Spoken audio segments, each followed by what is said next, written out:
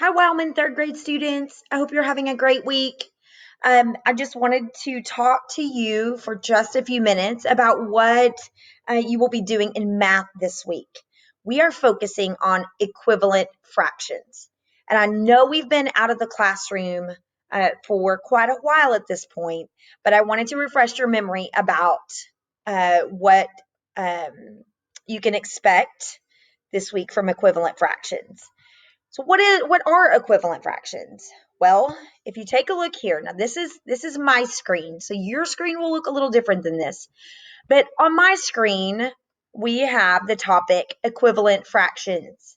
So here we see a great representation of what equivalent fractions are all about.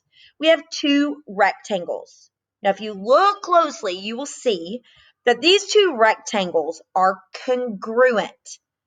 Now, if you're in my class, you're probably saying to yourself right now, same size, same shape, because when we hear the word congruent in my class, that's our little chant that we use.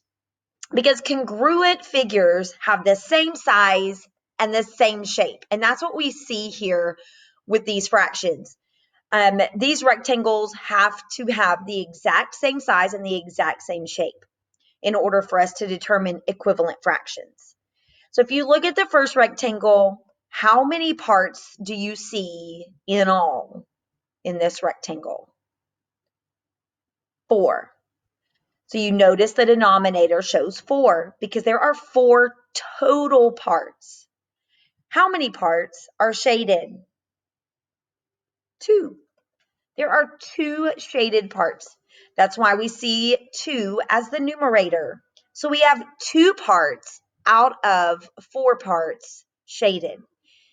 Now let's move over to the second rectangle.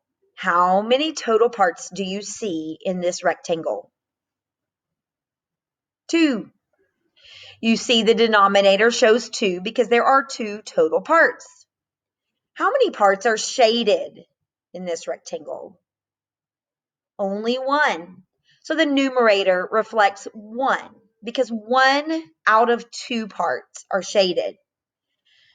So we see here that 2/4 is equivalent to 1/2. And that's what you're going to be practicing this week. Now you will be, your platform will look a little different. So you will have assigned to you a couple of virtual manipulatives. You'll see fraction circles and you'll find fraction tiles. You may choose either of these when practicing equivalent fractions. So if I choose fraction tiles, if I want to find a fraction that is equivalent to 1/2, I might try 8ths. So how many 8ths are needed to become equivalent to 1/2?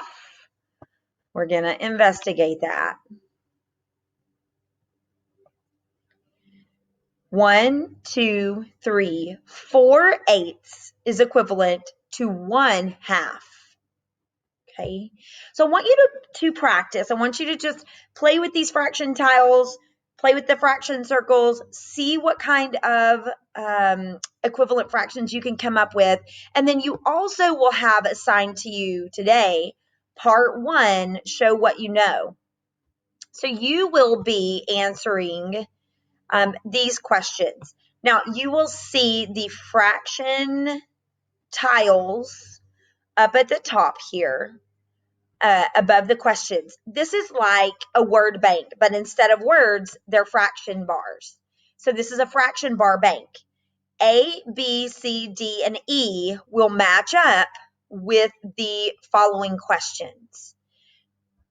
Okay, and so